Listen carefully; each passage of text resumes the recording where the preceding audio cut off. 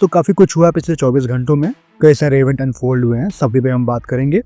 अभी यहाँ पे जो टेंशन चल रही है इन सब की जो शुरुआत है वो पहलगाम अटैक को अवेंज करने के लिए इंडियन डिफेंस फोर्सेस ने जो की टेररिस्ट हाइडआउट्स हैं पाकिस्तान के अंदर मल्टीपल लोकेशन पे उनको प्रिसाइजली हिट करके किया था स्कैल्प से, और जो हैमर मिसाइल्स हैं वो भी फायर किए गए थे। तो इनका इस्तेमाल करके जो टेरर कैंप्स हैं उनको डिस्ट्रॉय किया गया। लेकिन पाकिस्तान ने टेररिस्ट को सपोर्ट करते हुए उनके जो फ्यूनरल्स है वो स्टेट ऑनर के साथ किए। इतना ही नहीं, कई सारे जो टेररिस्ट है जैसे कि मसूद अजहर हो गया, उन सबको पाकिस्तान आर्मी सपोर्ट कर रही है। और उस अटैक के रिटेलिएशन के रूप में पाकिस्तान ने भारत के पूंछ सेक्टर में जो अटैक है वो कंडक्ट किए। वहाँ पे कई सारे जो सिविलियन है, 15 से 16 जो सिविलियन है उनकी डेथ हुई। तो ये एक ट्रिगर पॉइंट था भारत के लिए कि एक तो आप टेररिस्ट को स्टेट फ्यूनरल दे रहे हो ब्रॉड डे लाइट में, ऊपर से जो हमारे सिविलियंस है उन पे अब जो आपकी आर्मी है वो अटैक कर रही है। तो ये ट्रिगर पॉइंट था। लेकिन इतना ही नहीं, इंडिया के अटैक के काउंटर में वो अटैक करने दोबारा आए थे और तकरीबन जो 12 लोकेशंस हैं वो उन्होंने चिन्हित की थी। ये 7 तारीख की शाम की बात है। तो भारत के 12 लोकेशन पे अटैक करने के लिए कई सारे जो फाइटर जेट्स हैं जो कि आईबी के नजदीक थे, बॉर्डर्स के नजदीक, और जो ड्रोन से उनको अंदर भेजा गया था और फाइटर जेट से जो मिसाइल्स हैं वो फायर की गई थी। तो वहाँ पे भारत के S-400 ने जो 9196M मिसाइल है उससे मल्टीपल ड्रोन को हिट किए। हमारा जो अपना आकाश सिस्टम है उसका भी यहाँ पे इस्तेमाल हुआ, उसने भी इंटरसेप्ट किए।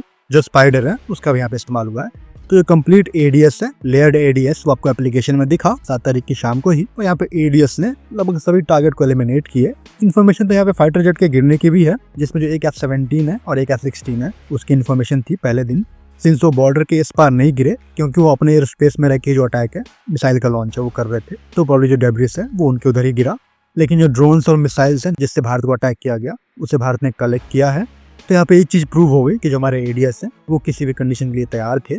तो 7 तारीख को ये खत्म होने के बाद जब इस तरह का अटैक देखा गया तो भारत ने तय किया कि जो भी हमारे एनिमी के एडीएस सिस्टम्स हैं या फिर उनके मिलिट्री इंस्टॉलेशंस हैं उनको ध्वस्त करना जरूरी है, नहीं तो ये आतंकियों को सपोर्ट करते रहेंगे। क्योंकि अब क्लियर हो गया था कि जो इन्वॉल्वमेंट है वो मिलिट्री का है। भारत ने पहले चेता दिया था कि किसी भी तरह का जो एस्केलेशन है वो होता है तो भारत उसको जवाब देगा। वो चीज देखते हुए 8 तारीख की सुबह ही मल्टीपल जो कामाकाजी ड्रोन्स हैं, सुसाइड ड्रोन्स हैं, उनका भारत ने इस्तेमाल किया और जो भी हमारे एनिमी के एडीएस हैं, एयर डिफेंस सिस्टम्स हैं, उनको ध्वस्त किए। पहले तो हमारे एनिमी के जो एडीएस हैं जैसे कि यहाँ पे HQ-9E है उसके सभी रडार को जैम किया गया। फिर जो मल्टीपल ड्रोन की लॉन्चिंग है वो की गई। यहाँ पे हारोप और हार्पी का इस्तेमाल किया गया। ये दोनों ही ड्रोन भारत में मैन्युफैक्चर होते हैं, तो इनको मास प्रोड्यूस करना कोई बड़ी बात नहीं है। अडानी डिफेंस भारत में ये बनाते हैं, तो मास प्रोडक्शन कोई बड़ा इशू नहीं है। यहीं पे जो इस्तेमाल है सोलर इंडस्ट्री के नागास्त्र का वो भी किया गया और उसको भी यहाँ पे मास प्रोड्यूस किया जा सकता है। तकरीबन 800 के नंबर में ये जो ड्रोन है, कामाकाजी ड्रोन है, नागास्त्र 1 और 2, ये आर्मी ऑलरेडी ऑपरेट कर रही थी और इसका भी जो मास प्रोडक्शन है एक बड़े स्केल पे वो सोलर इंडस्ट्री कर सकती है। तो जो कैपेबिलिटी का सवाल है वो यहाँ पे होता ही नहीं है, स्पेशली ड्रोन के क्षेत्र में। इस क्षेत्र में काफी काम किया गया है भारत के द्वारा पिछले 4 से 5 सालों में, तो वहाँ पे आप भारत को बीट नहीं कर सकते। यहाँ पे अनलिमिटेड सप्लाई रहेगी। लेकिन ये चीज देखते हुए जैसे ही जो उनके एडीएस है लाहौर में HQ-9 है वो सब ध्वस्त हो गए, वो चीज देखते हुए उन्होंने एक और जो मिस एडवेंचर है वो प्लान किया। पूरे दिन में जो मल्टीपल ड्रोन्स है उन्होंने कलेक्ट किए, तो अभी तुर्की से लेके आए और जो स्वॉर्म अटैक है भारत के इंपॉर्टेंट मिलिट्री डिपो पे, वहाँ पे उन्होंने अटैक करना शुरू किया। और तकरीबन 100 से लेके 500 का जो एक स्वॉर्म ड्रोन है मल्टीपल लोकेशन पे, गुजरात के कच्छ से लेके राजस्थान के जैसलमेर से लेके ऊपर जम्मू और कश्मीर में, पंजाब में जो मल्टीपल लोकेशन पे ड्रोन अटैक है, उनका यहाँ पे एम ये था कि जो हमारे एडीएस है, एयर डिफेंस सिस्टम है, जैसे कि S-400 हो गए, इनको सैचुरेट कर दिया जाए। इनके पास जो टारगेट के नंबर है वो बढ़ा दिए जाए ताकि उसमें ही उलझ जाएं और उसका फायदा उठाकर जो दूसरे अटैक हैं फाइटर जेट और मिसाइल से वो कर पाए। इनका यहाँ पे प्लान था। लेकिन वहाँ पे एक चीज वो मिसकैलकुलेट कर गए कि जो हमारे एडीएस हैं वो कई सारे भाग में है और हाल ही में एक जो बड़ा अपग्रेड है वो सभी हमारे एडीएस को मिला है। स्पेशली अगर हम बात करेंगे ड्रोन किलर की, L-70 सिस्टम की, तो उसको भी हेवीली अपग्रेड किया गया है। L&T से लेके BEL से लेके जो प्राइवेट फर्म्स हैं, कल्याणी ग्रुप हैं, सभी यहाँ पे इन्वॉल्व रहे हैं। जो कंप्लीट पूरा सिस्टम है वो अब डिजिटल हो चुका है। जो भारत के पिछौरा सिस्टम भी थे और पुराने सिस्टम भी थे उन सभी को डिजिटाइज कर दिया गया है। कहने का अर्थ ये हुआ कि एक कमांड सेंटर से बैठे बैठे इन सब की जो लॉन्चिंग है वो की जा सकती है। यहाँ पर जो एक मेजर रोल है L-70 ने निभाया है, कई सारे ड्रोन को उसने उड़ाया है। आकाश का भी जो इस्तेमाल है कई दूसरे लोकेशंस पे वो किए गए हैं। इन्फॉर्मेशन यहाँ पे ये है कि जो आकाश NG है उसका भी इस्तेमाल हुआ है और L-70 के साथ साथ जो सुदर्शन सिस्टम है, S-400 की बात नहीं कर रहा मैं, CIWS की बात कर रहा हूँ, उसका भी इस्तेमाल हुआ है।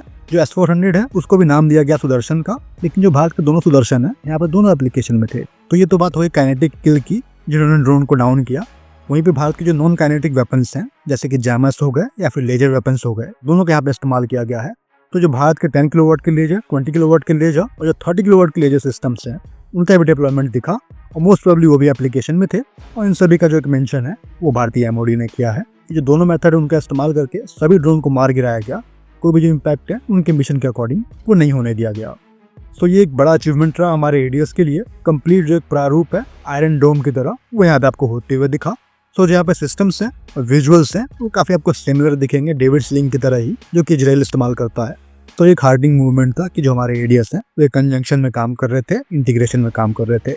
तो कहीं ना कहीं जो अपग्रेड है 2019 से लेकर अब तक का काफ़ी ड्रास्टिक जो अपग्रेड है वो देखने को यहाँ पे मिला है। और ये जो सिचुएशन है कहीं ना कहीं पाकिस्तान में कैलकुलेट कर गया। अब इतना कुछ हो चुका है, इतना एस्केलेशन हो चुका है, तो अगले कुछ घंटों में जो रिटेलिएटरी एक्शन है वो आपको जरूर देखने को मिलेगा। जो इंडियन नेवी है वो डिप्लॉय कर दी गई है। कैरियर बैटल ग्रुप डिप्लॉय कर दिया गया है कराची के नज़दीक। एक जो नोटैम है वो भी वहाँ पे इशू हुआ है। तो अभी आज ही जो एक हमला है वो नेवी कर देती कराची पे, लेकिन वहाँ पे कुछ जो शिप्स हैं चाइनीज शिप्स वो डॉक हैं, तो प्रॉब्ली वो भी एक पॉइंट ऑफ कंसर्न रहा होगा। तो अगले कुछ घंटों में जो मेजर एक्शन है वो जरूर होते हुए दिखेंगे। फिलहाल इस वीडियो में इतना ही। जय हिंद।